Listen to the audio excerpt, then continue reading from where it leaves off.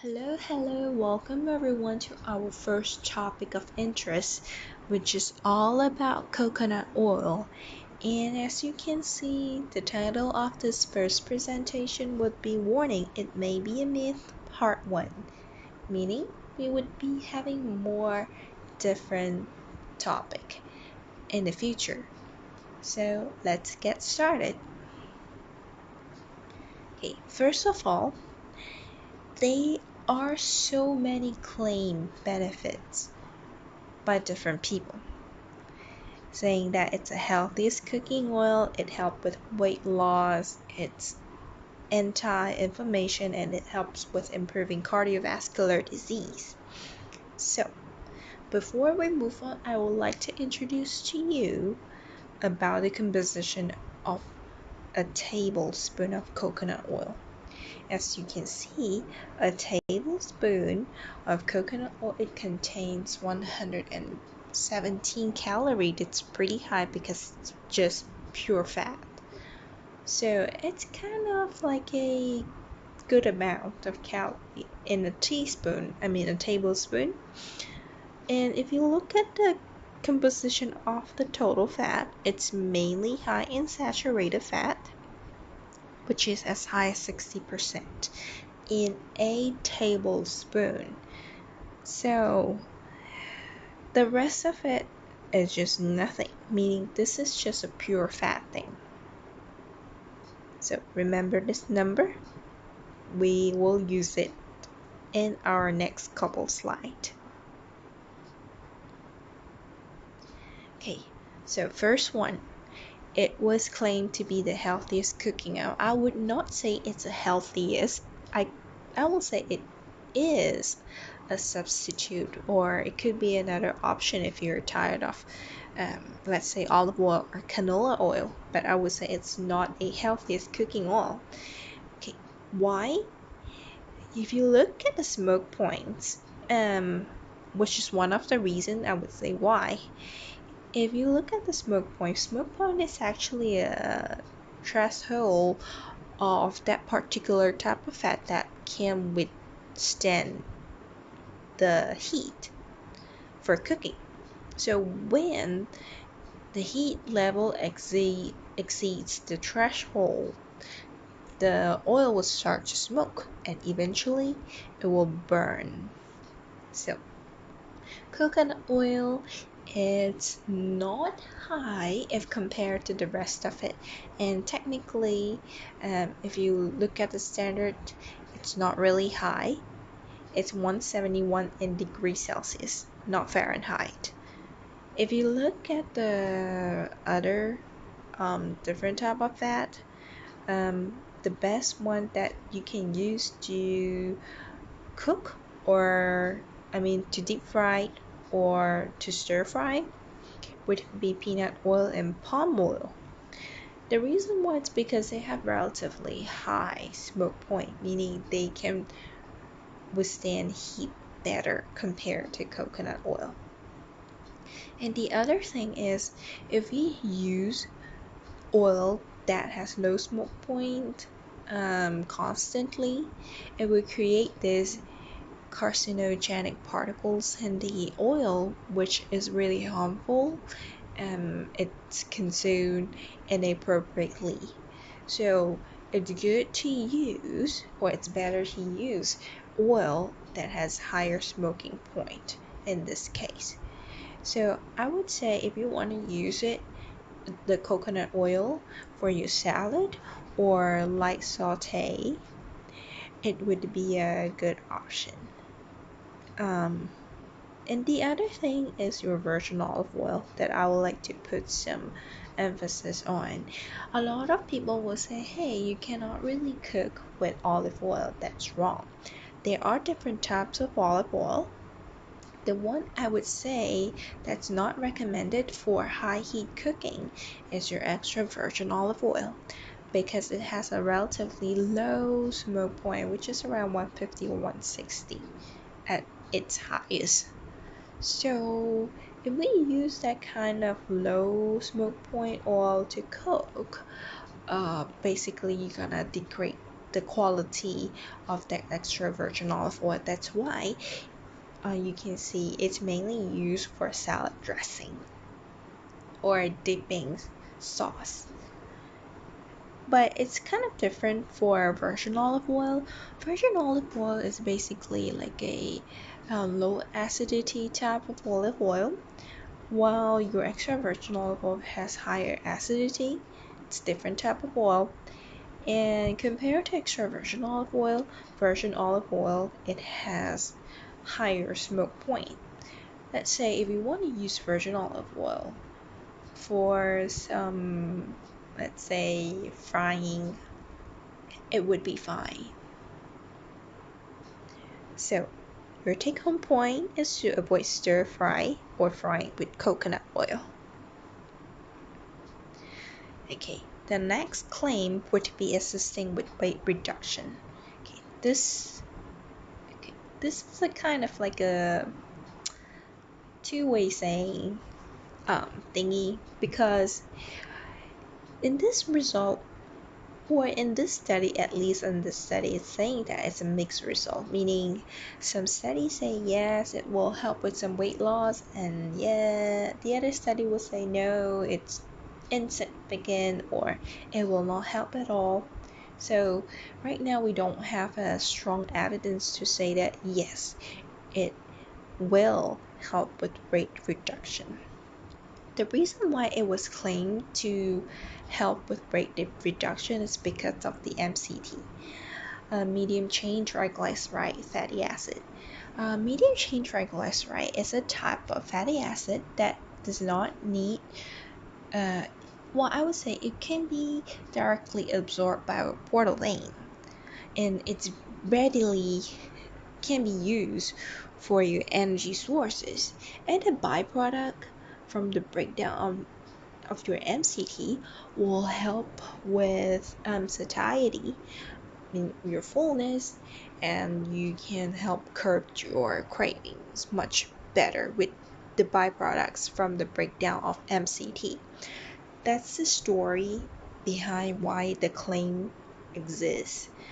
So right now, what the other study shows is there's no significant difference between BMI, blood pressure, waist circumference when it was compared among butter, olive, and coconut oil.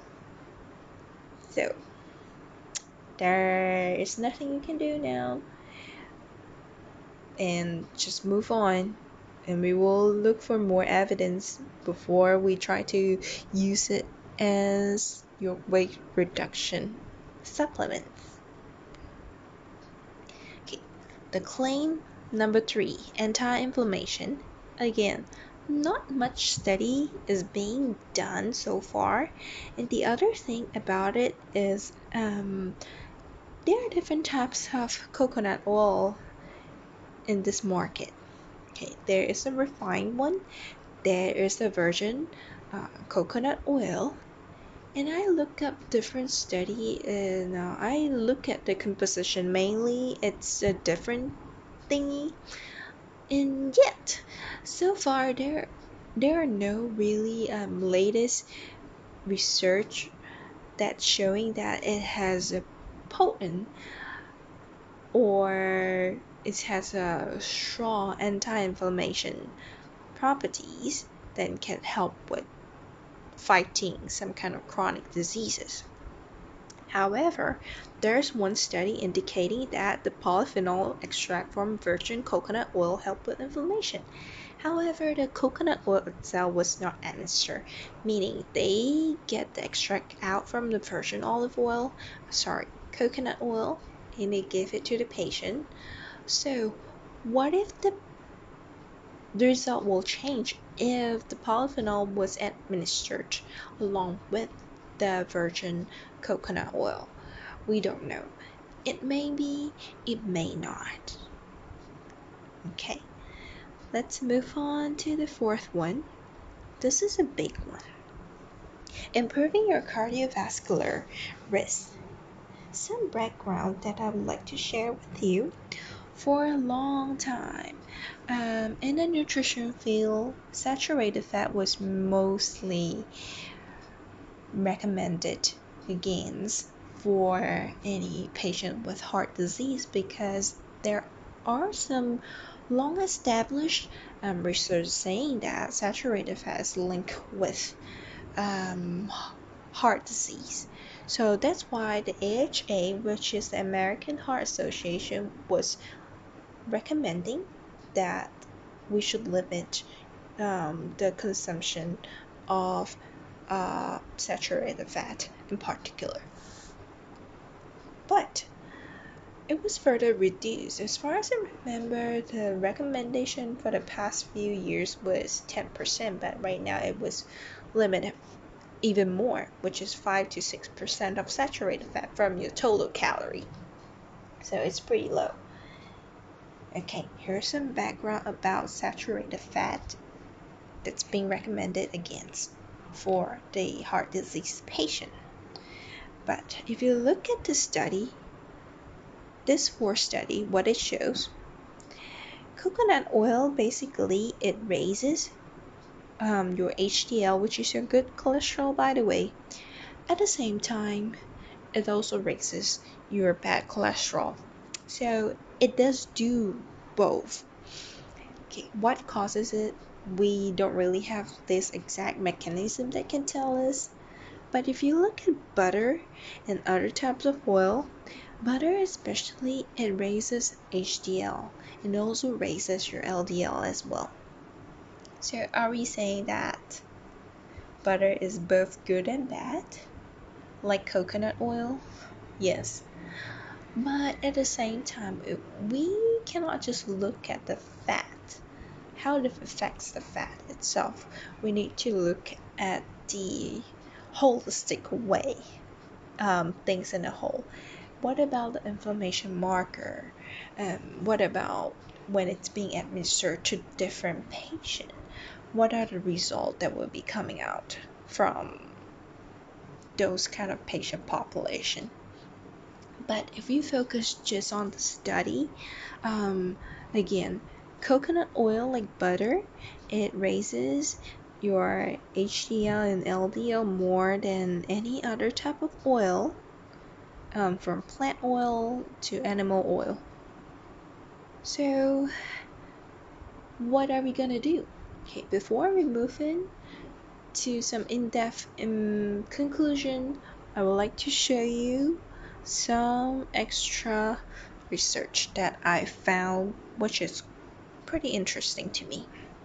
So this is another study, and this study focuses on adult women with normal BMI, closer to overweight status, and this study is using margarine with different percentage of saturated fat, which is mainly coming from coconut oil, and it was being given to the participant. And this study shows that with diet high with mono and polyunsaturated fat lowers the triglyceride, which is your TG, LDL, and ApoB. ApoB is apolipoprotein B, which is like a good marker for those who has heart disease. So if it's reducing ApoB, meaning that the heart health function is improving. And HDL diet, diet high with saturated fat acid, it raises your HDL better than your lows. So again, this study kind of go against your recommendation, your normal recommendation. But what should we do right now? Okay, this is just part of the extraction from the summary that I got from this research. Actually, this research is comparing different type of saturated fatty acid, and the conclusion that I got from this result is that dietary intake of different dietary fats, by altering it, it could be better. It could be a better option rather than restricting it. But here I would say, because it's just based on one study, and before that we have some long established study that was done saying that the saturated fat is related, or it at least it says it increases the risk of heart disease. So I would say it could be another option by altering the dietary fats, meaning you would be consuming more poly and monounsaturated fat more than saturated fat. If you are unable to restrict your total saturated fat to 5 to 6%, which is pretty low, so it could be another way. That's how I would say. Okay, and let's move on. Yes, so this is a study that I would like to share with you. Basically, if you're interested, you can look into it. I think it's pretty interesting, and the study is not conducted in the United States, and it's conducted by some researcher from Norway. So I'll be putting on some references. If you're interested, you can feel free to look in depth and see how you can apply it to yourself. And that's the information that I would like to share with you today. And I hope you like it. And let me know in the comments on what would you like to know more about in the future, so we can do a video and put it up. And feel free to share your experience with coconut oil, and I would like to hear more from you. And I thank you so much for listening, and don't forget to subscribe. Thank you. Okay, see you later. Bye bye.